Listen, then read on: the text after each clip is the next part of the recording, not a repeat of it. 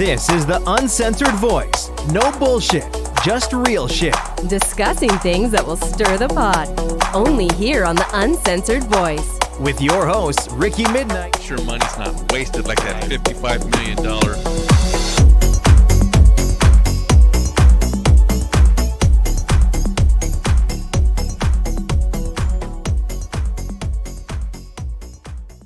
Hi, this is Ricky Midnight with the Uncensored Voice. And this is Zach Mullins. Hey guys, we're live right now, so if you want to call, it's 210-233-9968. And before we get this show started, I want to give a happy belated birthday to my United States Marines. Happy belated birthday. That is why I was not here last week, because I was out celebrating. Yeah. Well, what were you doing there, Zach? So it was really cool. Grunt Style did a great thing for us. They gave us free barbecue. Mm-hmm. They gave us free Rebecca Creek whiskey.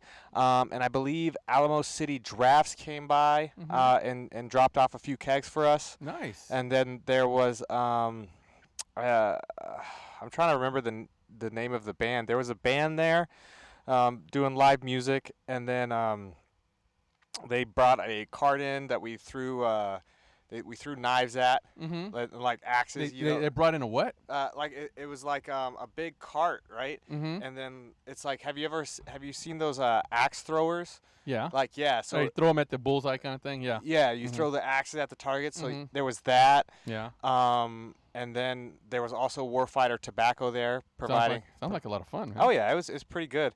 Yeah. It was a good time. Excellent, man. Met some good people. Excellent. Got a couple of job offers out of it. Even better. Did you tell them about the Uncensored Voice and say, hey, you want to be a guest? Someone want to be a guest? Oh, I did not actually. Oh, did you pass out business cards, Zach? I was bumper sticker or something. Come on, give me something here. So I started my morning at 7 in the morning, and I started with 5 shots. Mm-hmm.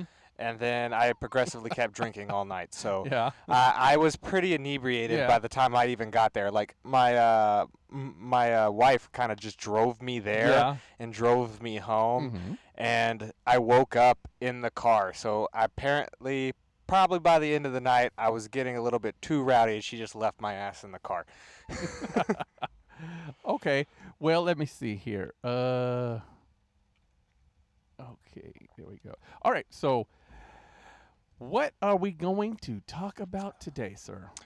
Well, I actually kind of do have a problem that's kind of plaguing me and my community.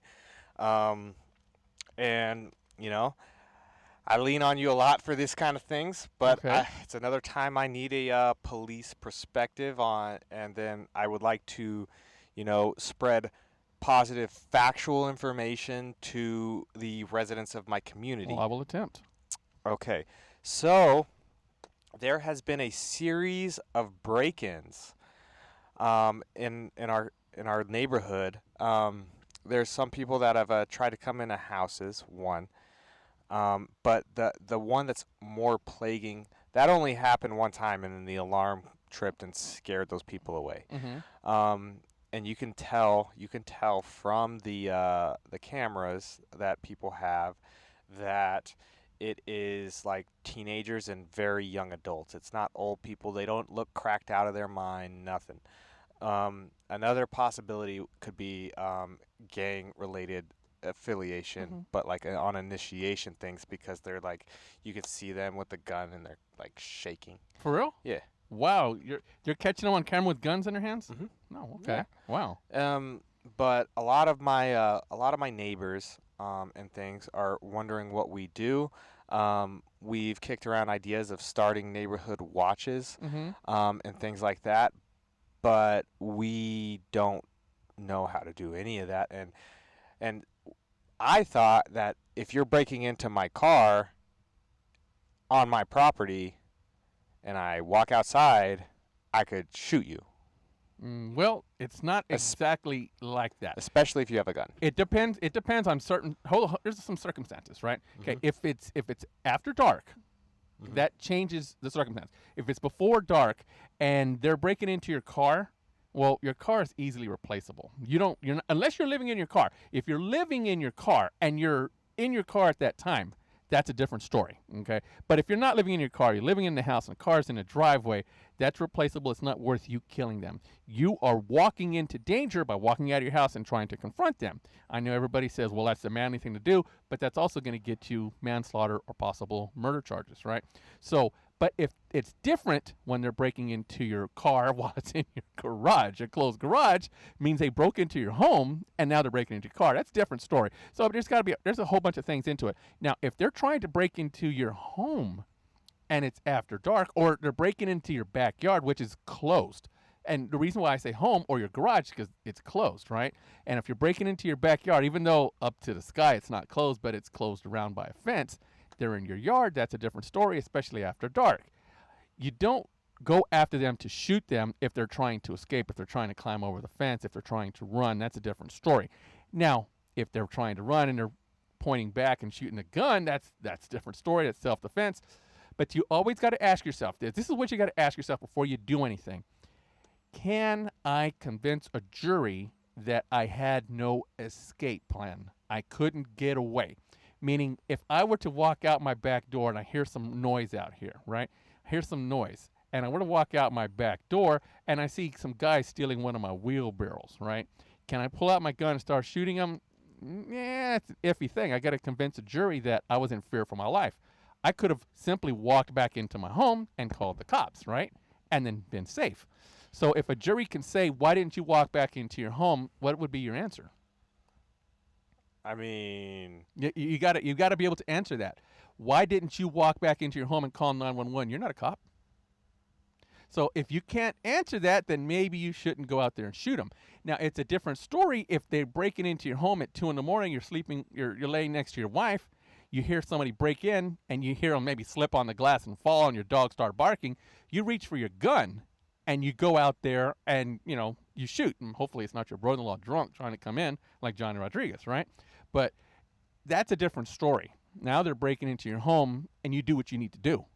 But you got to ask yourself, remember, and it's simple. You don't have to know the penal codes. But you have to remember, do you think that you can convince a jury that you were in fear for your life when you did what you did? Were you trying to retreat? Did you have no option to retreat?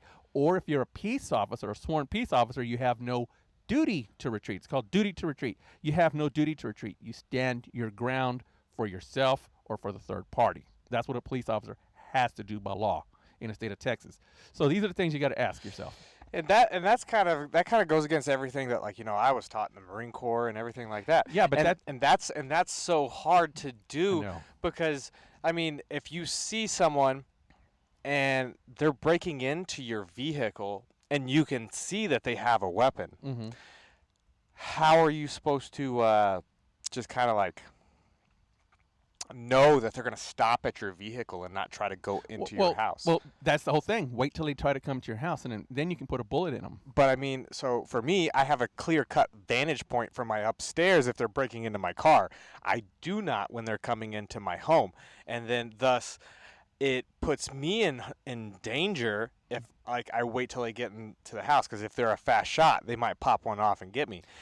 There's a whole lot of stuff you got to look at. Okay, if you're out in the country, like my mom has a place out in the country, you're out in the country, you're actually, a sheriff is over you, not a sheriff is the authority, not the police chief, right? So if you're out in the country and you don't have close neighbors, well, you pop some rounds into them, and that's pretty much what it is. It's okay, the dead person has to make a argument. Why did you kill me? That's pretty much what it is when you're out in the country. Pretty much. Okay, don't quote me exactly on that, but it's pretty much.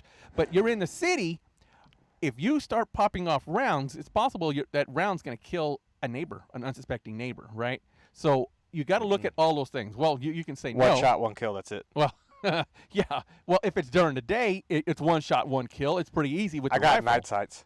Well, okay. I wouldn't go with that, but if it's during the day, you can't do that. You can't shoot. Remember, I said things change at nighttime, right? So let me just give you the best advice I can. Wait till you don't have a duty to retreat, and that would be inside your home. If you don't have a duty to retreat, do what you got to do, okay? But the best prevention, and I tell this to my neighbors all the time, and I post it on Facebook whenever I can, light your driveway. Light your driveway. Get it lit up. My driveway is always lit. You drive by my house, it is always lit. But I don't want to pay the money. I know that. So, well, you gotta pay somehow. Okay. You're gonna have to pay for the people to steal your laptop or break into your car, or you're gonna pay that light bill. If you get some LEDs like I have out there in the front, they're real bright, right? That doesn't take hardly any energy. Those LEDs. It doesn't take much at all. But lights are the best prevention. And then of course, cameras are good to help the prosecution if it wasn't a good prevention, or if it wasn't enough prevention. Cameras are good to help the prosecution. So, Yeah. Well, while we're still on this particular subject, we were talking about organizing a neighborhood watch. that's a good idea. Do you know how to go about that? Well, you don't have to. If you're just going to do like COP, Citizens on Patrol, you don't have to have any special licensing. However, it would be great to talk to your local substation. If you're, I don't know if you're in Bexar County jurisdiction or if you're in SAPD's jurisdiction. Bexar County. Okay, so if you're in Bexar County, it's kind of go to the closest substation or to the constable, the closest constable if you're precinct 2, precinct 3. I'm not sure. If I don't you're know. in that area. I'm off by 90. Go to them and just tell them what you want to do, because a lot of times if people are going to drive around in a vehicle, I don't know if it's their personal vehicle or if it's going to be like a Crown Vic, an old Crown Vic, right, with yellow lights. You can't use red and blues, but you can use yellow lights, things like that. Green lights. Green lights. You can do something like that. If you're having someone drive around, it's kind of neat to let the police officers know that you're have citizens on patrol, and then put citizens on patrol on the side of the vehicle, because that helps deter. I mean, think of it like this: if you're a bad guy, right? You're 18-year-old kid, and you're trying to pull on doors as your car doors as you're walking down. You see a vehicle driving by. Even if you know it's not a cop, you see a vehicle, you're probably not going to walk up to the vehicles in the driveway and still mess with them. So it's always a good thing to have citizens on patrol driving around. Just make sure that everyone who's a citizen on patrol, who's actually going to be doing the patrol, knows that they're not a police officer. They do not have the right to detain someone, and they don't carry a bulletproof vest, and they don't have a right to shoot someone.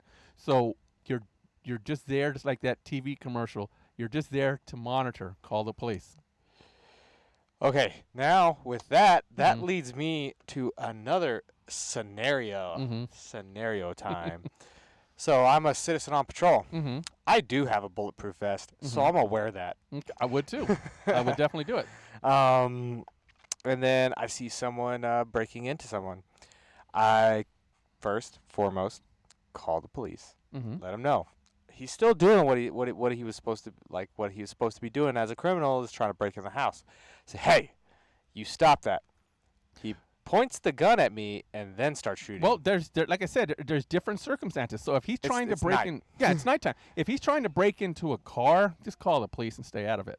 If he's trying to break into a home and these people, let's say you know that neighborhood, right? You're the citizen on patrol, and he's trying to break into a home. You got to be aware of a couple of things here.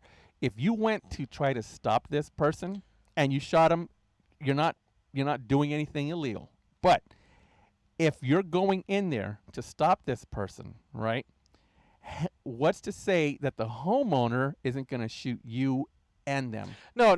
That's what I'm saying. I'm like, I haven't even left my vehicle at this point. Yeah. Like, I rolled out the window, like, hey, I know you don't live there. Get out of here. Get a PA speaker. And then he starts shooting at me. Well, if he starts shooting at you, what's going to happen? Okay, let's say he starts shooting at you, and you start shooting back, and you kill him, right? Or you just wound him, right? Or say you hurt someone else, okay? Yeah. It's going to go to trial. And when it goes to trial, let's just say I'm the defense attorney or the prosecutor. I'm the prosecutor. I'm trying to get you, right? Okay. I'm going to ask you, okay, Mr. Mullins, let me ask you a question.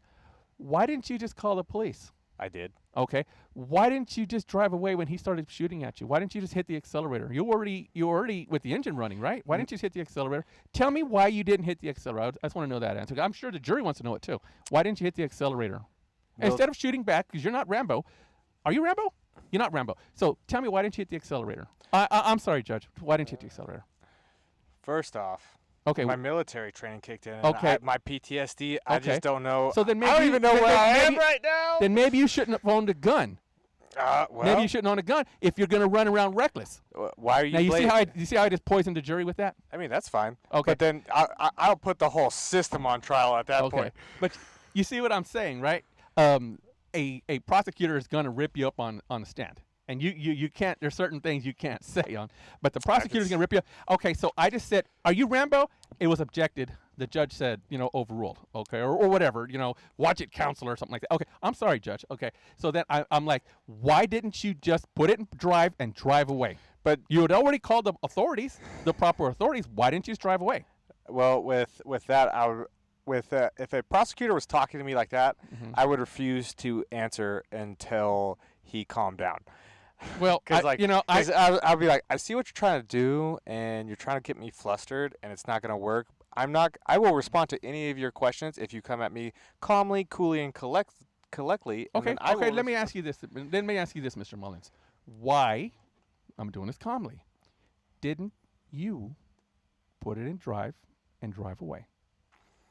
Because I know the average police station is over 10 miles away, and with the traffic the way it is, especially with the buildup on 90 and 1604, it would take a Okay, 30-minute response time. That's for not your what I asked average- you, Mr. Mullins. That's not what I asked you.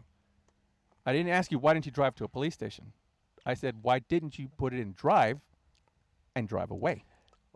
Well, Mr. Prosecutor, if you would have let me finish my whole statement, you would have came to the realization that that person very much could have died, and to preserve life.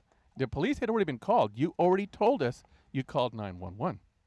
You called the police and let them know the address, and you let them know that there was a burglar breaking into the home. And he It was shot forced entry. and he shot at me. If I drove away, he could easily shoot me in the back. He could easily shoot me in the back of the head. Oh, he could have. This could have been avoided had you not rolled down the window and yelled at him. Just called the police from far away. It could have. So you put yourself into harm's way, knowing that you're not a sworn police officer. Sworn police officers have to put themselves in harm's way, but you're not. So again, I'll ask you, why didn't you put it in drive and drive away? And that's how that works, ladies and gentlemen. I wouldn't care. I would go to jail. Well, okay, It is what it is. that's it. But that's me personally.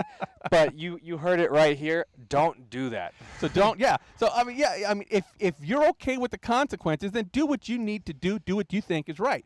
But that's what's going to happen to you. Just like I questioned him. I questioned him, and I'm going to continue, or the prosecutor would continue to question until he got an answer saying, well, I don't know, I probably should have. And that's what you would eventually say. Maybe you wouldn't. I wouldn't. Yeah, that's what the normal person would say. I wouldn't say it either.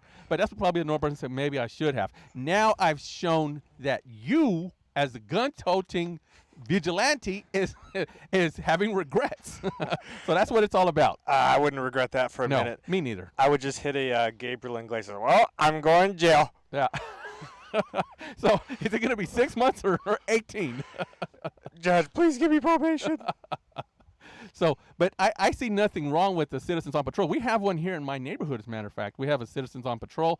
I don't know. I think we have 3 different people who do it. I know at least one who does it, but we have at least one. And it's an old Crown Vic, and it looks like a police vehicle.